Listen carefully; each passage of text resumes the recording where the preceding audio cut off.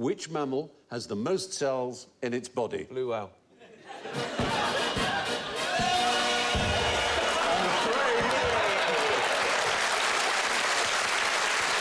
does. And you get a lot of points for that.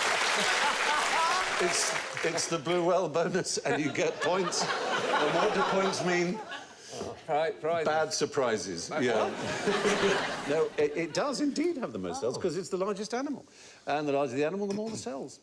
But you can claw your way back if you could tell me to the nearest trillion how many cells a human being has. It's a certain trillion. 2. Oh, it's a bit more than that. It's 30 trillion. Is it? Yeah. What if you were a fat blue whale? Then you'd have more. Well, no, that's a human I'm talking about. A blue whale would be 2,000 times more cells. Oh, I see. So you would think, because it has more cells, that blue whales would have more cancers, or at least have a greater number of them, because it has so many more cells. And in fact, it has fewer than we do.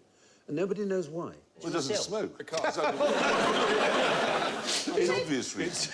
There is that. But it's known as Peto's paradox. Do they die of cancer, whales? All mammals can get it. People who've had cats and dogs will know it's a very sad thing. But, you know, all animals get cancer. So. Oh. So 5 points available, 5 minus points, I should say. If you can tell me what species of whale that is there. Blue.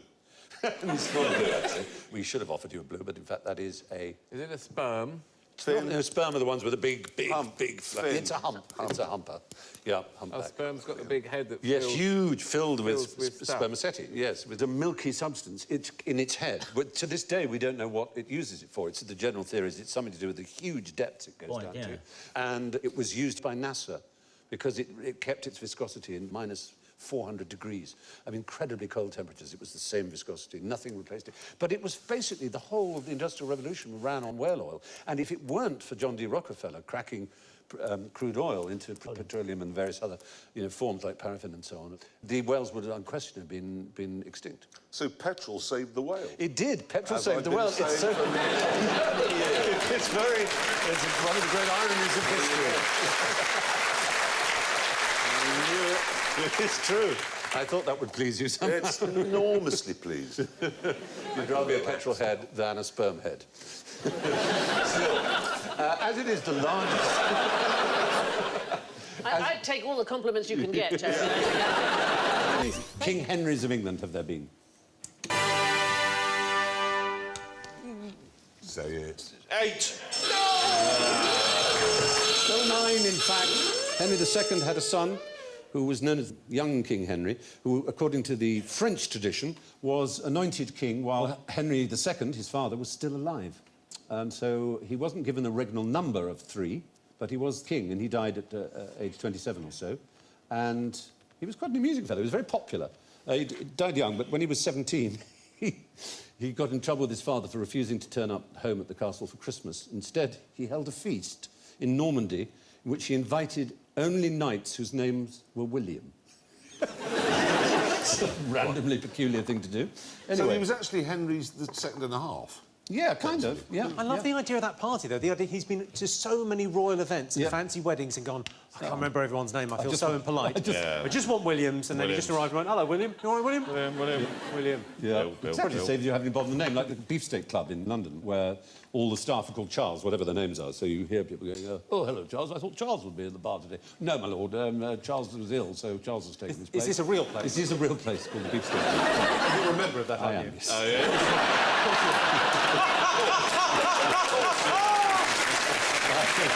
It's a very old and distinguished club and very good fun. That's all right. Don't mock me. Yeah, we just go to a cafe, but...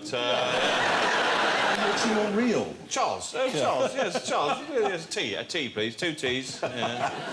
The staff from there are probably watching this going, oh, it's that Stephen Fry. He thinks everyone's called Charles. What an idiot. Someone's just told you that the first day you arrived. It's a big practical joke on you. Did they also ask you to go for a long wait? Now, name the Queen's official residence.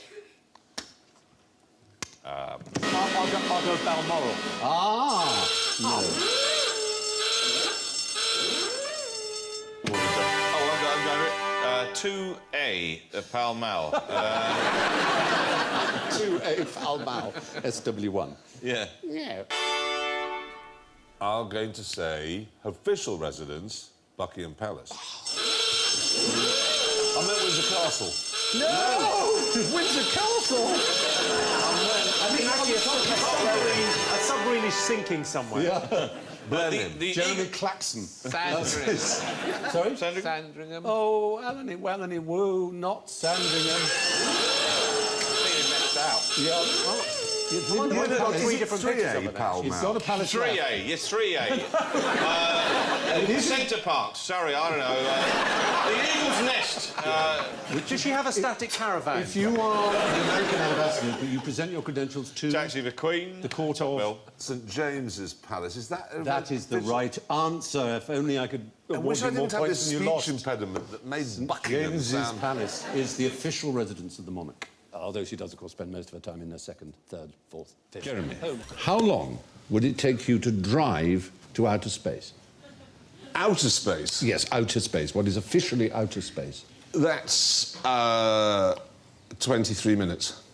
I can believe that, actually. Is outer space outer as in from Earth, or is it from the sun? No, from... It's just from us, and it's just above where I am. Is If it? you're tall, I'm nearly at the edge. And it's 600 miles It's actually... to the top of the ionosphere. And that's widely considered to be the start of space. But whether that's considered to be outer space, I don't know. Are you counting that as outer space? No, outer space begins, according to the Fédération Internationale d'Espace or something. Who are French? Yes, it's actually only 62 miles to outer space. No, it isn't. Straight up. No, it isn't. Oh, OK. Wouldn't it depend on the traffic? 62 miles Yeah. is what you're saying is outer space. Did you know there was a man called Joe Kittinger who once jumped out of a hot air balloon at that height? 1961? Oh, dead Joe Kittinger. No, he's not. Him. Just flag up one small thing. Go on. There isn't actually any sort of road system. No,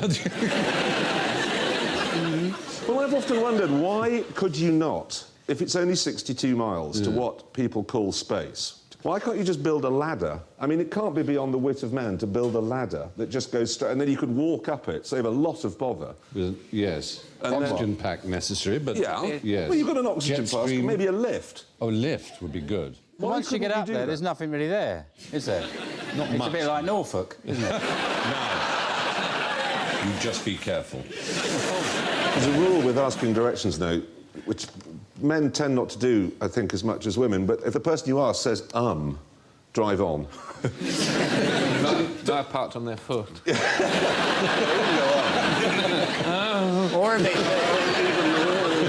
Or if they say, do you want the easy way to get there? No. I want to be tortured and left for dead on the side of the road. I was in Canada once, and I'm asking directions. I was trying to find this friend's farm, and I stopped this farmer, and he says, you go down the road about 3 miles, and then you'll see a big dead possum in the middle of the road. You go left there. How do you know the dead possum will be there? And he said, well, would you pick up a dead possum? Good. I was getting directions once on the phone, and I was actually writing them down. And I realised after about a minute, I'd stopped listening and started drawing. I had a great big elephant. Big bollocks on it. And I just realised, and someone said, we were actually driving along, so I said, where is it? I said, well, you go down the left. Ooh. If you ask a lady for directions, she'll ask you a question back. So if you say, do you know where the post office is? She'll say, do you want to buy a stamp? And you'll find you're having a nice chat and everyone's friends. Yeah. But you have no idea where the post office is. So there you are. If you could drive straight upwards, then it would take under an hour if you were going at about 60-odd miles an hour. Outer space is defined as anywhere outside a planet's atmosphere. According to the Fédération Aéronautique Internationale, this is 62 miles above the surface of the Earth. Sleep. Yes, very Nests. quick. It's the right answer. They do. Look at the way he's eating his rocket salad. Yeah. He's got his little finger like that. Isn't it very delicate, isn't it? Like They're amazing animals. Camp gorilla. But what I found interesting is the wives and children sleep in trees more than the silverback males. Yeah. Fascinating stuff. Also very odd is that they make a nest every day, even if they haven't moved on. So if they're in the same place, they'll go next to their perfect nest they made the night before and make a new one. And alone, not with the family. Yeah. Of course, the proper name for a gorilla, if you're a scientist, is gorilla.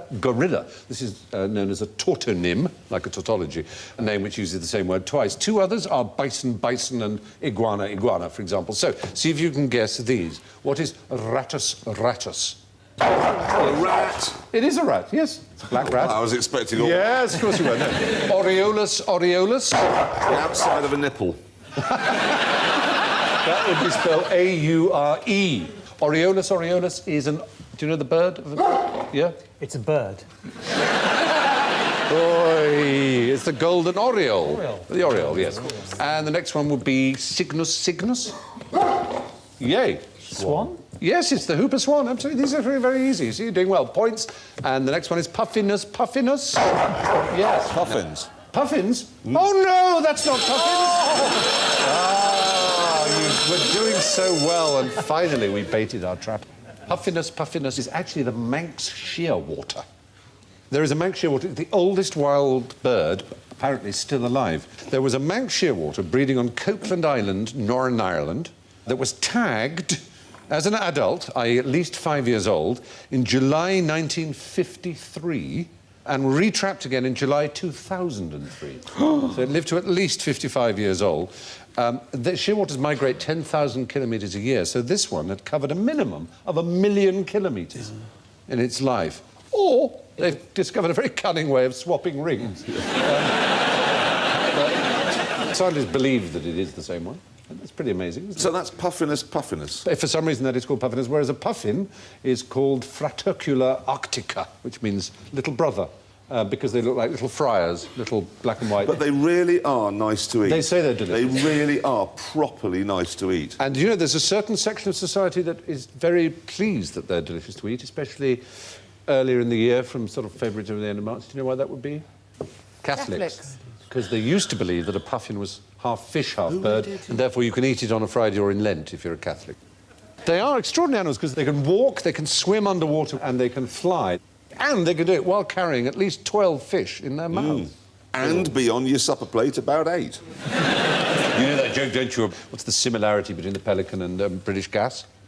They can both stick their bills up their arses. You know how they used to have men with red flags walking in front of cars? Well, yes. Yes. I've heard of such I don't a thing. remember it. Oh! What a trick. Because they never did. They're not. They never did, no. They had a Red Flag Act, which was a little bit earlier, and it meant if you were in a steam... See, it tricks you now. Yes. It doesn't feel like it's a question. A steam It feels bus. like it's in the I conversation. know. Yeah. It was a trap. It was a wicked trap. I'm very ashamed of So myself. nobody ever had to follow a car? I've No. seen a drawing of somebody doing it. The I know Red Flag drawings Act aren't of- necessarily real. I saw a drawing of a unicorn once. Yes, yeah. The Red Flag Act of 1865 required men known as stalkers to walk 60 yards in front of a vehicle. 60 yards? Yes, carrying a red flag. But it lasted Miles in in front. It's back there, it's coming. It lasted in Any minute 1878. So it was only relevant to traction engines and steam buses. From 1878 to 1896, the flag was optional. And in 1896, it was abolished. And by then, there were no more than 80 cars in the UK. So there was never a time when cars were preceded by red flags in the UK. What colour was the Model T Ford? Don't say. Black. Bless him, like a little puppy runs into You can the have wall. any colour except as long as it's black. Oh, he said that even that phrase. History is bunk. Have you got that as well? Yeah, he did actually say that, I think. He said history is more or less bunk. He was a Nazi. He was a horrific anti-Semite. He was a grotesque man. There is nothing nice whatever to say about Henry Ford. No, nothing. Yeah. Hitler only read 2 books, didn't he, when he was Yeah. in prison? Yeah. One of them was Henry Ford's. Yeah. Yeah, no, horrible man. Really. Anyway, it wasn't black. No, the first year of Ford Model T Fords, you couldn't get a black one. You could get them in grey, red or Brewster green. Unless they were made in Manchester, in which case they were all blue. Is that right? Oh, I like that. It's good. I'm That's what we're sorry, here. I'm sorry. Yeah, they're blue. The Manchester ones, I'm fairly certain, were blue ones. When did they start making them in Manchester? Quite a lot later. 1910, I think. Oh, really? That's good. Between 1908 and 1927, they made 15,485,000 Model T Fords. And during that time, the price fell from $825 to $260. Have you ever driven one? Never have. It's the hardest thing in the world. It's all pedals, isn't it? It's this business. It's just so hard. You have to put your foot on the clutch. It has 2 speeds, quite fast or really very fast indeed. And there's nothing you can do to slow it down. No brake other than pedal? hit a tree. And there were no roads in them. There were only about 190 miles of road when that thing came out. There we are, that's the Model T Ford. In fact, in the first year of production, black wasn't even an option. After 1913, they were all black, but there's no evidence that Ford actually ever said any colour you like so long as it's black. What do newsagents sell that makes people suddenly want to vote Tory? Is it going to be the Daily Mail?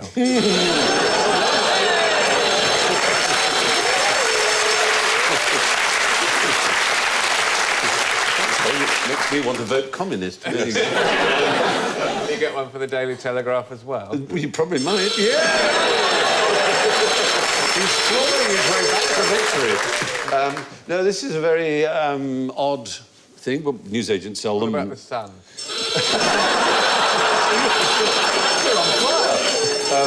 This is not a newspaper, I would now say, but it's something newsagents sell. They sell something that makes you want to vote Conservative. Well, it does if things turn out well after you've bought this particular item. OK. So we're really back to the last question. It's a lottery ticket. It's a lottery ticket. If you win the lottery, many Labour voters who won the lottery said they changed their mind and were now Tory voters. What a depressing comment on humanity.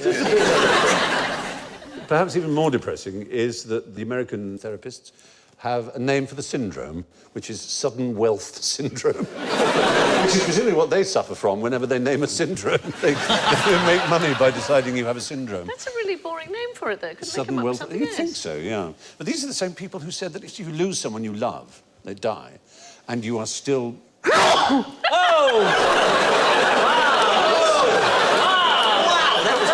So impressive. The day had to happen. That was an explosion. You're right. There are people in California now looking at their seismographs going, Jesus Christ. What is that? Is that because I said the word die? No, do it again.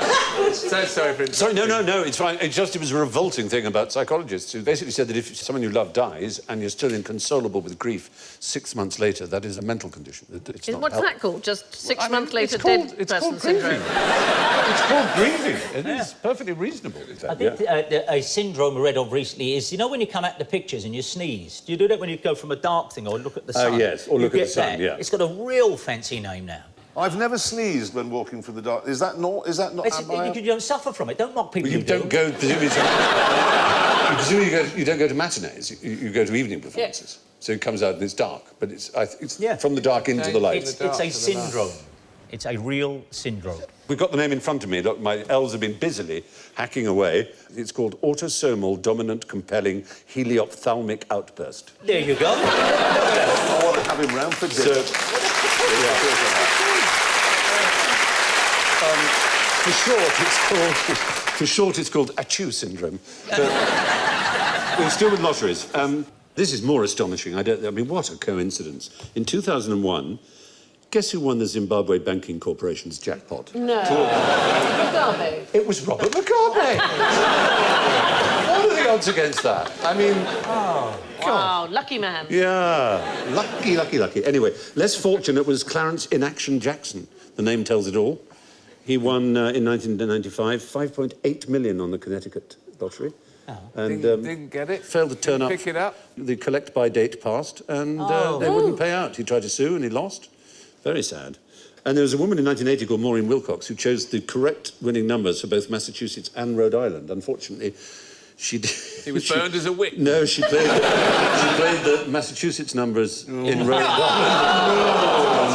No, the odds against that was just 30 trillion to 1. Quite. Could you demonstrate the best way to sit the dolls you have been given, which you should find somewhere, in a chair. We're really after what's best for the back. So you've got a chair and you've got a bendy... Some say that his politics are terrifying. Please don't pull the string. These are stigs that you can buy in shops. And you pull the string and Clarkson speaks. I can't think of anything that would give nightmares to children more than... You're the best villain in the world. You're not Woody from Toy Story. But what we're after is what you seriously think is possibly the healthiest way to sit at a chair in an office. Well, I can reveal this is how the stig actually sits in a chair. Yeah. So you've all gone for very unusual postures.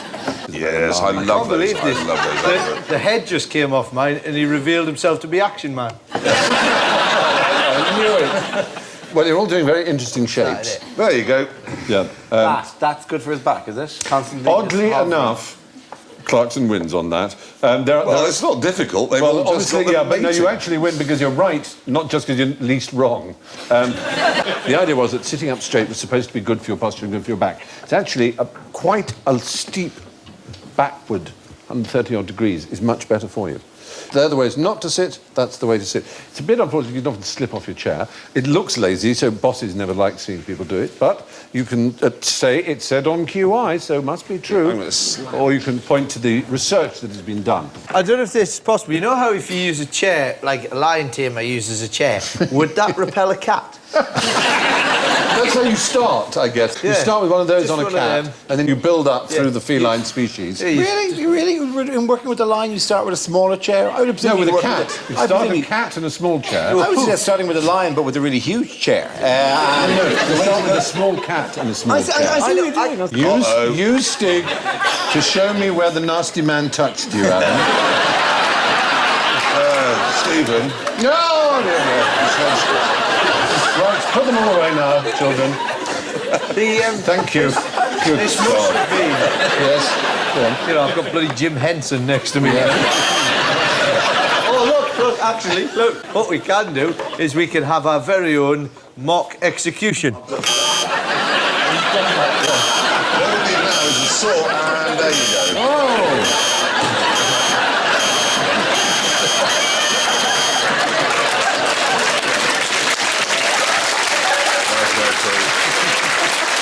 Just because he revealed his identity in a book, you've got to fry him. It seems unfair.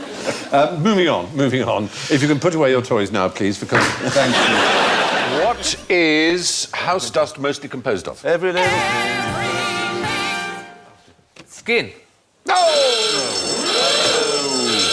it's a myth, I'm afraid. It's a myth. Rust. Rust. I don't think mostly of rust, no. Well, if you live in an iron house, like me, that's rust. Animals, insects. Yeah, a lot bits of smashed badgers. Smashed badgers is coming out. No, dust mites. You didn't really say dust mites. I said smashed badgers. No, Clive's denying it. But the camera was on Jeremy. I said nothing. I said you sneak. I said dust might be the sort of stuff you find in your house, but it doesn't compare. Well, the fact is, what Vic said is actually pretty true, that it obviously varies from country to country, house to house, even room to room, as well as varying by season and in response to lifestyles. Whether you have a pet, in other words, and things like that, how often you clean, whether you open the windows a lot. But generally speaking, you will find soil, sand, pollen, soot, brick, concrete dust, clothing, carpet fibres, fungal spores, plant parts, dried cells of animal hair, skin and feathers, cigarette and wood smoke, dust mites eventually, bits of dead insects, rat and mouse droppings, industrial pollutants, pesticides, tiny bits of plastic, PVC and vinyl, flour and crumbs, and good old-fashioned dirt. So no smashed badgers, then? Not one! How much of it is skin? A small percentage, apparently. Mattress manufacturers like to put around the idea that half the weight of a mattress is made up of dead mites and skin and other detritus. It's absolute nonsense. They're making it up. Yeah. Well, people trying to sell you things by making up stuff. Who would believe it? This is unbelievable. Who would have believed it? Anyway, moving on. Very little house dust is in fact made of human skin. It's mostly good old dirt. Alfred's game, so much more successful than Alfred's other game. And that is Alfred, who is quite well... Yes. Scrabble is the answer. Alfred Butts is and he sold out for bugger all. Well, it was an interesting story. He had the idea of the board and the 15 by 15 squares and the triple letter and double word and so on.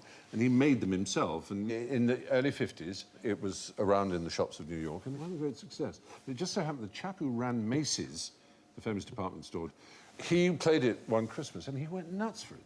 Absolute nuts for it. And the following year, it sold 4 million. It was the fastest and biggest growing game in the history of that genre of games. It just completely went wild.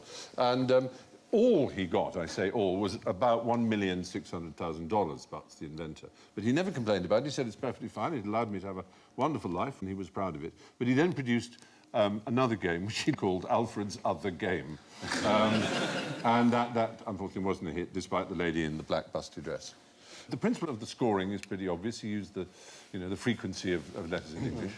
The highest possible score you could have from one word has been worked out. I wonder if you know what that word might be. It seems unlikely. Well, it depends if you're heading. The highest I ever got was underpass on 2 triple word scores. That's very good. I did bezique once and got sort of 200. Yes, you 200. would do. No, that was very much. You would do underpass, though, wouldn't you? Underpass is good. All keyed words. Well, you've got to use all 7 because you get the plus 50. Yes, you've got to get the 50. But the most irritating thing about playing Scrabble with people is when they use words that aren't in common usage, that are in... They just, back in the early this year, they announced that GRRL is now a word, but it isn't. No, it isn't. And I basically have my house rule, which is you can't use a word you don't know the meaning of. I just don't think it's fair. No, I'll go even further. Some people just learn lists of words. Well, why do it? Why put in a word that you Do you let people have the list of 2-letter words on the show? No. Joe is a classic case in point. I know it means love, but I never use the word Joe in conversation, therefore you can't have it. Or people who spell axe in the American way. Without the E. It's just no. Do you know the most commonly played word in Scrabble? Penis. No. It is in my house. It's rather thrilling. Gay? No, not gay. It's a good word. It's a fine word. 7. Even more 7 points. QI! Thank you very much. Key is the most commonly played word in Scrabble. Because it's a Q that doesn't need a U, and you can just put it next to an I, and if it's on a triple letter, you're immediately scoring but it's not. It's the Chinese for the life force, as you know. Well, if you could possibly play the word, and obviously it would involve intersecting with many other words because it's longer than 7 letters, if you could get oxyphenylbutazone, there is a technical potential score of 1,178. Just for playing that. And I bet you've done it. I've never played it. Is this called my bluff? Or No. Can I just point out, right? I'm highest- dyslexic. I've never played Scrabble. To me, playing Scrabble is essentially like decorating a bathroom. Finished. My next question is about emigration. From 1884 onwards, what was the first man-made object that was seen by immigrants arriving at New York? Yeah? It's the Statue of Enlightenment of Liberty, but it wasn't built... it's the island. I think it's Ellis Island. Is it? Not Ellis Island. There's an island before you get to Liberty Island or Ellis Island. It's QI Island, one which was placed there. Very famous. And you've missed your chance because it's Coney Island and it would have been an elephant. The vast man-made elephant was the first sight that greeted immigrants before they could see, even once there it is. On Coney Island. We're never going to get that, It's a hotel with 32 rooms, built by a man called So Lafferty. America knew what they were letting themselves in. Yeah, and that was there even before the Statue of Liberty. 2 years before the Statue of Liberty, but even after the Statue of Liberty, you would have seen it before it. So if people come in, the first thing we see is Statue of Liberty. It looks different close up, doesn't it? The elephant doesn't of even Liberty. look female. It's got Observation tower's all wrong. Rather bizarrely, this man, Lafferty, was given a patent. He was the only man allowed to make animal-shaped buildings for 17 years. He needn't have worried, really, did he? Well, he did burn down, then he had another one, which still lasted, and is the largest elephant in the world, called Lucy. But it was also a brothel, this hotel. You can see it's and it gave rise to a common expression, going to see the elephant in New York, which meant, going to see a lady of easy virtue. Was it entirely a brothel? Not entirely a brothel, but it was a pretty sleazy... I mean, Coney Island was a pretty sleazy place, I think. My family went over to America in the 19th century. What was the first thing they saw when they got there? That elephant. And my grandmother moved directly in there onto the 4th floor.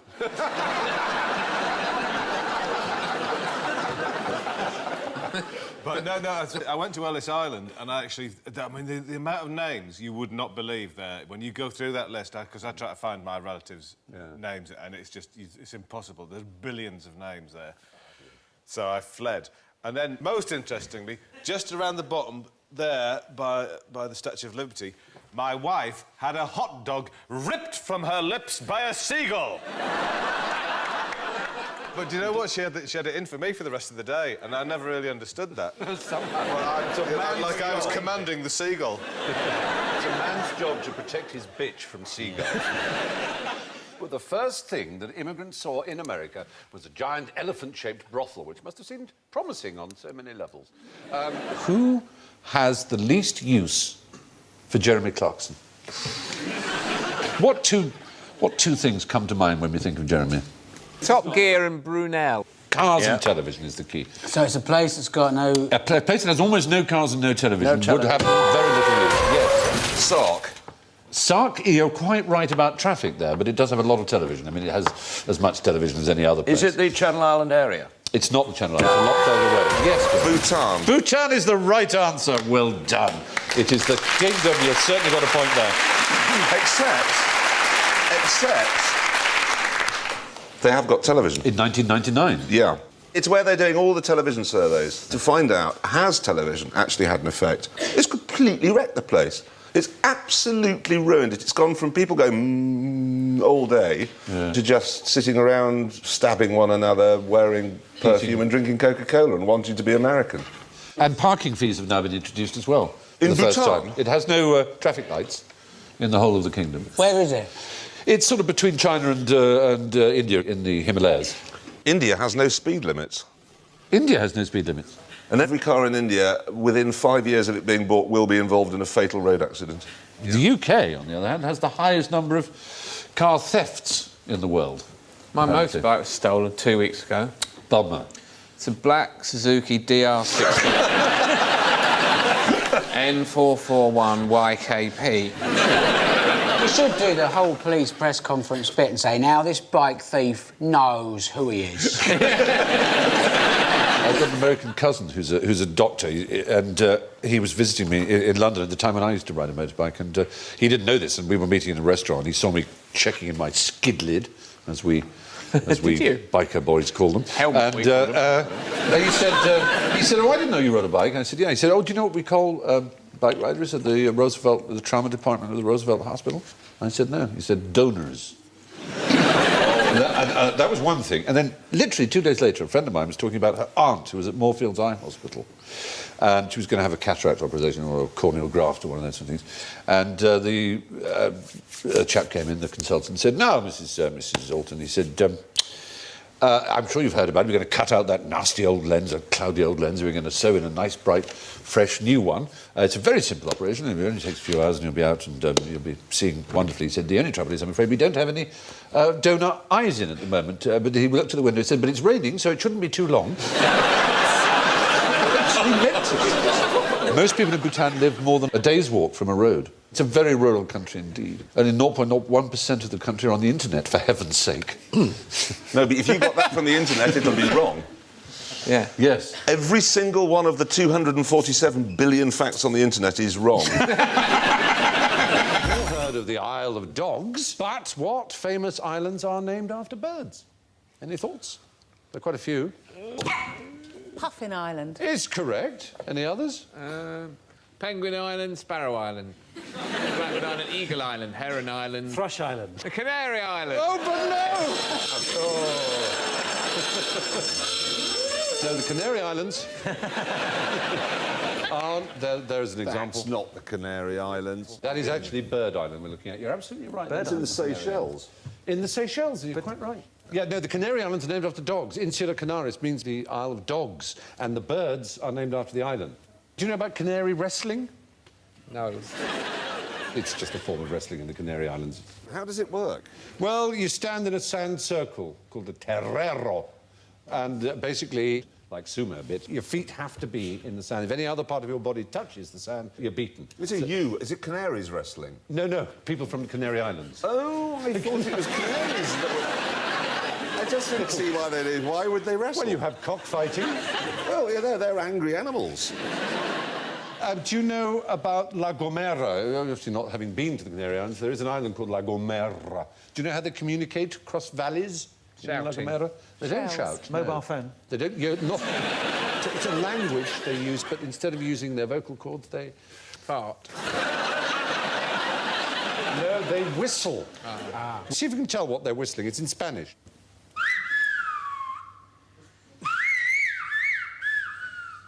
That is John milked the goats.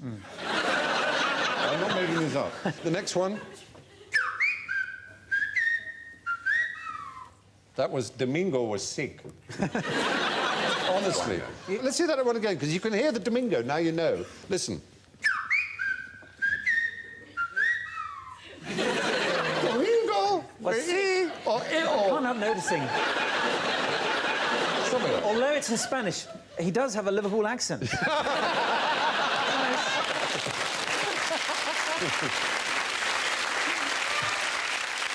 don't they just talk to each other? Because it's bouncing off the canyons of the gorges of the valleys of La Gomera. This is still on the Canary Islands now, is it? Yeah. Is this the one that's going to fall in the sea and wipe out the whole of the eastern seaboard of America? I'm glad you asked me that, Mr. Clarkson, because that is La Palma in the Canaries. The volcano on La Palma is said that if it goes off in a big way, it will cause a tsunami that will engulf the whole of the eastern seaboard of the United States of America. Which war killed the highest proportion of British soldiers? The American War of Independence. Good guess. Yeah. English Civil War. The English Civil War is the correct answer. Because everybody killed in the English Civil War was British. Well, that's absolutely right. So they must be. Plus, it was an exceptionally bloody conflict very anyway. violent. And the population of the country was quite small. And all anybody knows about it is the hairstyles. All anybody says, oh, it's Roundheads and Cavaliers. And you think, yeah, that's it, really. One lot looks like the Grumbleweeds, the other lot like Lawrence Llewellyn Bowen, so it all kicks off. That man's got a wooden leg and riding side saddle. Apparently, 90% of Britons cannot name a single battle of the English Civil War. 80% do not know which English king was executed by Parliament. And 67% of schoolchildren have never heard of Oliver Cromwell. Good. As a royalist, do you think his name should be buried? No, he's a dreadful man. He was a truly, truly horrible, one of the most horrible people ever to have walked the land. But you wouldn't know that if you didn't know about it. He did terrible damage being a Puritan. He wrecked all our beautiful churches because he ripped away all the iconography and graven images and replaced them with the giant thermometers that you can still see to this day. So how many British people died in the Civil War, then? 85,000 on the battlefield, another 100,000 dying of their wounds afterwards. People who really suffered were the Irish, of whom it's estimated half the population were decimated by the great Cromwell. And it's an example, a friend told me, who works at the Foreign Office, that dear Robin Cook, when the Labour Party came to power, and we're going to be all ethical, we're going to be all good, they took down some picture in the Foreign Office of a Nepalese prince because they thought it was all imperialist, which deeply offended the Nepalese government. And they put up this big portrait of Cromwell, you know, Republican, you know, sort of lefty figure. And the first meeting they had was with the Irish government. Took one look, and it was like showing Eichmann to the Israeli ambassador. In the 7 years between 1642 and 1649, in the period known as the English Civil War, a staggering 1 in 10 of the adult male population died. Who was the only survivor of the Crimean War? When did it officially end, then? That's what you have to find out. Sebastopol and Balaclava and the charge of the Light Brigade, it's that war, yes. And we got their cannons and made the VC out of them.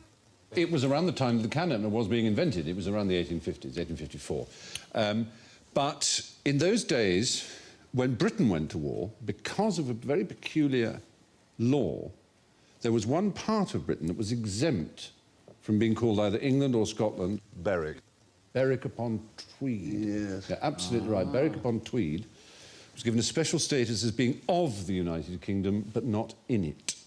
So when British went to war with Russia, it was Victoria, Queen of Britain, Ireland, Berwick upon Tweed, and the British dominions beyond the sea was in the phraseology of the declaration of war. But in 1856, they didn't mention Berwick upon Tweed in the peace treaty, so it was still technically at war until 1966, The mayor of Berwick-on-Tweed actually signed a treaty with Russia, saying now at last you can tell the Russian people that they may sleep easily in their beds.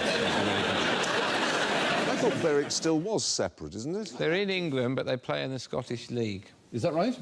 Excellent. So there we have it. There's a war that went from 1854 to 1966. A creature that had been on a ship at Sebastopol in the war was still alive when the war ended. It was the only thing still alive. A tortoise is absolutely right. It was a naval tortoise called Timothy the Tortoise. Isn't he just the one that just died? No, there he is. He's fine. He carried on living until 2004. Survivor of the Crimean War. He was the ship's mascot of the HMS Queen during the first bombardment of Sebastopol. Did he actually fight in the war? No. He had survived the war, but was in it, involved in it, in naval occasions.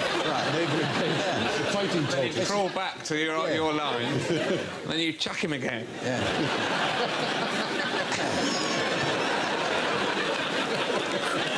The glorious fighting tortoises in the British Army. They didn't use him to send messages. That's why it took so The long enemy to is win the coming. war. Has he delivered the peace treaty yet? He's on his way. Name a nobleman who invented a hot drink you might enjoy with a hobnob. Coffee and Anne.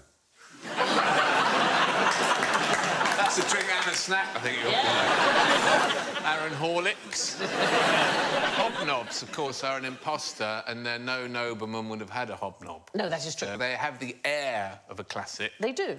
And yet it's a But PR actually, they're a invention. kind of 70s hallucination. OK, so this hot drink is also a kind of PR invention, which we call by the name of a lord, but it isn't really. Earl Grey. Earl Grey. It is Earl Grey. It is a black tea which has been flavoured with bergamot oil, and it is named after Earl Grey. Almost certainly nothing to do with it, even though I think it continues to say so on the packaging. What about Lady Grey? I like Lady Grey. Yeah, that's lovely, that one. Well, you and me both, but... It's not a euphemism, it's an actual tea. Oh, I see. Sorry, yes. I'm not into Earl Grey. Why is that? It's like someone's melted some potpourri and like in a cup. The fact it smells exactly like it tastes is weird. Yeah.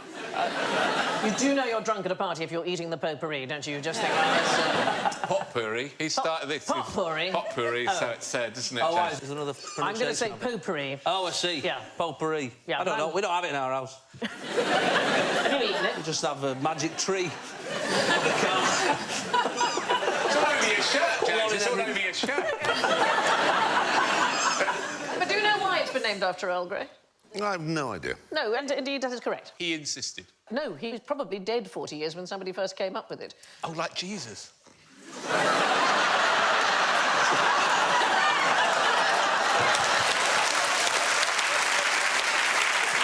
If I said that, I'd have been in so much. He probably will be. Anybody know what Earl Grey is famous for? When was he alive? Well, I can tell you when he was in government, which is from 1830 to 1834. Was it a law? Was it a movement? It is a law. It's a law. It is a law, Okay, yeah. so 1832, there was an important law. What was that one? What was that one, Jeremy? In 1830, Corn Is that what laws, it's called? repealing the corn It's laws. the Great Reform Act. Police, that's it. It's the Great Reform Act. Yes? The Great Reform Act of 1832.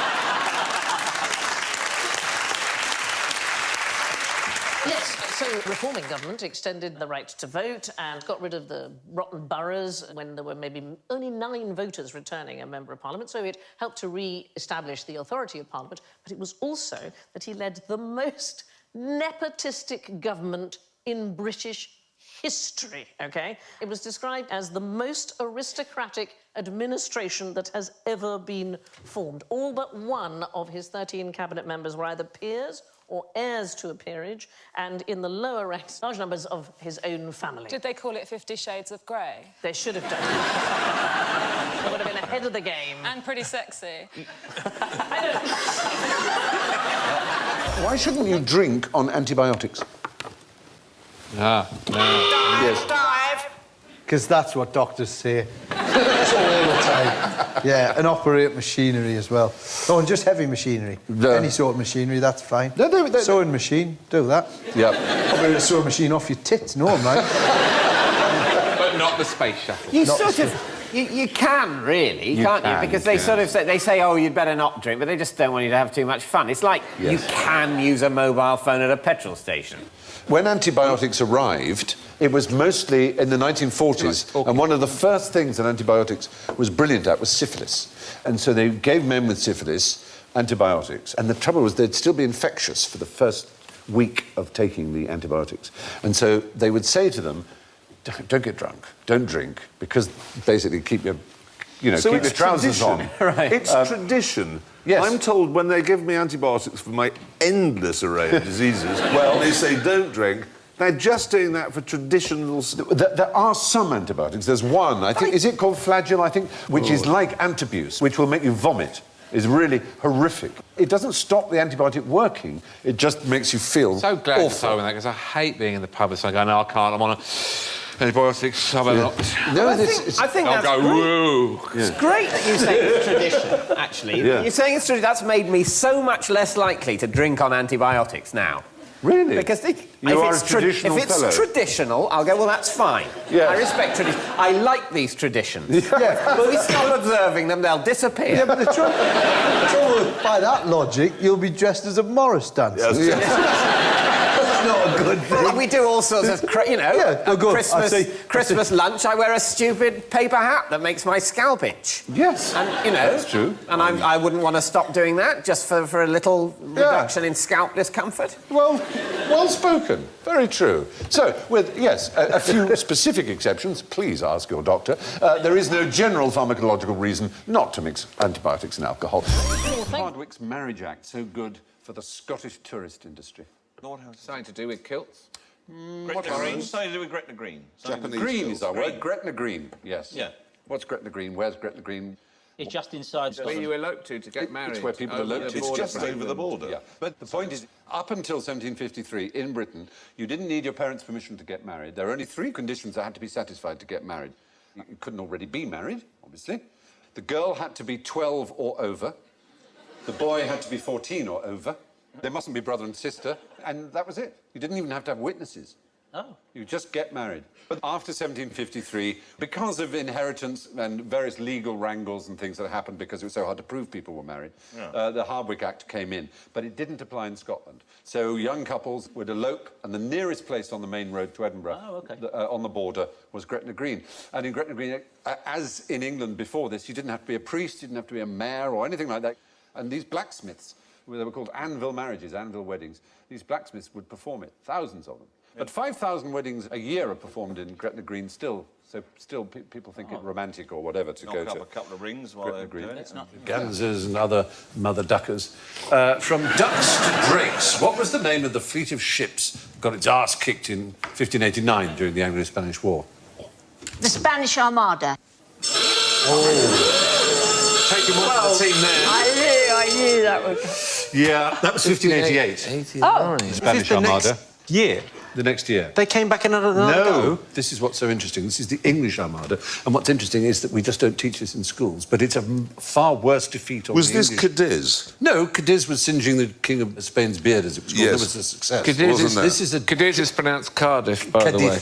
Cadiz. If you say Cardiff, you're much closer to Cardiff. the way the Spanish say it, as I found out. Oh, really? Just say Cardiff, and they go, oh, That way. Walk to you it. say Cadiz, they go, eh? But anyway, it's Was nothing it to do the with one Cadiz. where we went and did too long? No, what's interesting about this is that the English had a plan, having seen off the Spanish Armada. Drake, filled with confidence, thought they would really defeat Philip II of Spain and we would really finish the job. Instead of which, we lost 40 ships, and it was an utter disaster. But they don't teach it in English schools. The Spanish Armada that is taught a lot and we celebrate was not really that much of a triumph, to be honest. We didn't sink their ships in the Great Battle. The fire ships that Drake's invented to send into them didn't destroy any Spanish shipping. So it was just not really that great a triumph. It was the wind that beat them, not really Drake. But what was the... I've forgotten what the question was about 1589. What was the name of the fleet of ships that got its arse kicked? It's the name of the fleet of ships, I don't know. It was the English Armada. Oh, was it? Yeah. And it's... Yeah, well, I don't want to learn about that. No. Anyway, The year after the Spanish Armada, an English Armada was soundly beaten by Spain. We don't really like to talk about it. British profession is down to its last 15 people. 15? 15 practitioners. Jeremy, Bear baiting referees. Not bear, no. Well, let's hope there are none of those. Are there any bears in Britain now? In zoos only, I believe. Do you remember Hercules, the bear? Do you remember? He was a TV star. He mauled a television presenter. And he's here tonight. Thanks. I remember Jeremy. There was a Jeremy, big two Jeremys here. Jeremy, who was the Sugar Puff bear. You don't meet many American Jeremys, do you? Have you ever met an American No, it's Jeremy? too complicated. There's 3 syllables.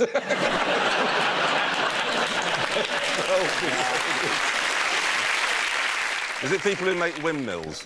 No, it's a There peculiar are job. 15 adult practitioners. 15 registered professionals. I suspect there are many more amateurs. Teachers. Town criers. Town criers, no. Though the voice does come into this. The voice comes into I was going to say commode services, but... The voice. There used to be lots more of them. They use their voice professionally. There used to be 400 or so about in the 1950s. In the 50s? Town criers. Yeah. Their name means stomach talker. Ventriloquist. Ventriloquist is the right answer. Well, no, you said stomach. There are now only 15 ventriloquists. And Keith Harris, so I suppose that's 16. No. There are only 15 professional ventriloquists left in Britain. Did you know any? Who fell off the roof? I saw a topless vent recently. Really? Hang on, Never like saw a the lips puppet move. or the act?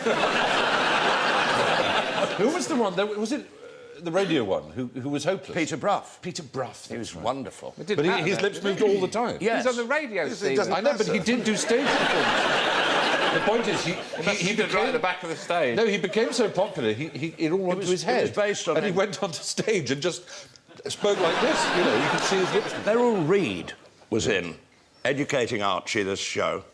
And Peter was a nice man. He got very self-conscious about his lack of skill. And he said, Beryl, do you ever see my lips moving? And she said, only when the doll's talking. Ken Campbell does a show about it, doesn't he? Yes. A whole show about ventriloquism, which he reckons is one of the oldest arts ever. How do they know it's one of the oldest jobs in the world? Supposedly, prostitution, of course, is the oldest profession. How do they know that? Well, quite. It's just, that's its sobriquet, isn't it? The oldest profession. I know, yeah. Yeah. You never know how they know. There was a quite. time when there were only Midwife. prostitutes and ventriloquists kicking around. Everyone else is self-sufficient, like top bar. Well, they were divided into two, those whose lips moved and those whose lips didn't move. I think that's funny, but I'm not sure why.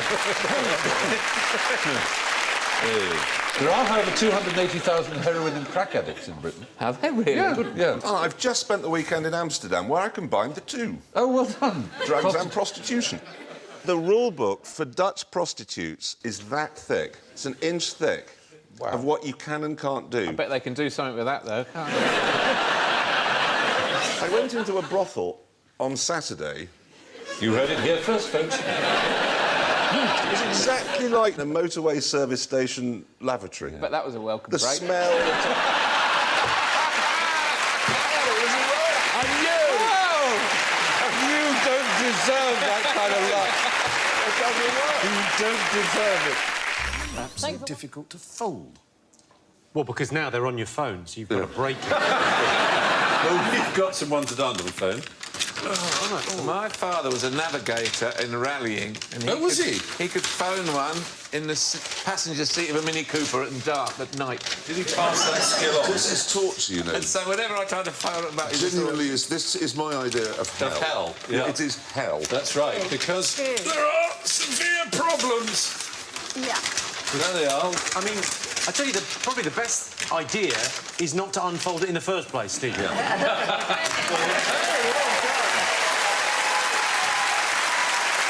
Impressive. So anything with maps, my father was a navigator. And I know what all the symbols Sheila, mean. we've missed our turn. Oh, concentrate. Right, I'll race you. Now, yes.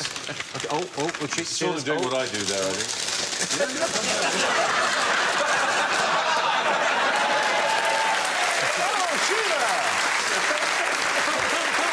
car is just full of those.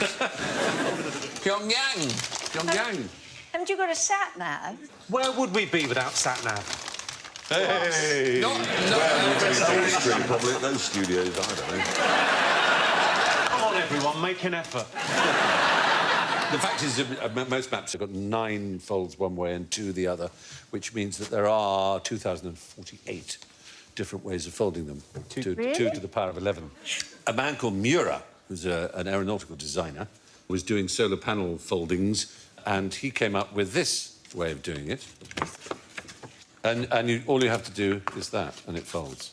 You just push the corners together, and it doesn't matter what you do. I bet you... What's more, it doesn't get... It doesn't get... Sorry? It wouldn't work if you gave it to me. Stephen, could you... Well, I'll give you one. The one that you've got there, is that a map of Mars? You've got one there. So, and you just take the top right and bottom left corners, or any other way. That way? It's so folded, it just Take does the corners it by and push them itself. together. Oh, my God. That's it? Jeremy, you've done it.